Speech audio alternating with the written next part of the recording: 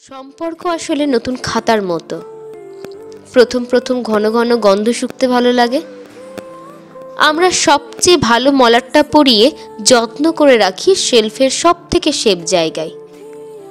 প্রথম বেশ কয়েকটা পাতায় হাতের লেখা করি খুব সাবধানে, যত্নে, ধরে ধরে, যেন একটা লাইন, একটা মার্জিনও এদিক ওদিক না হয়, একটা পাতাও যেন বাদ না যায়।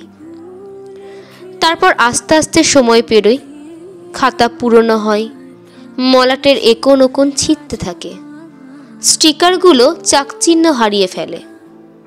আমরাও আর আগের মতো ধরে ধরে লেখার তত চেষ্টা করি না।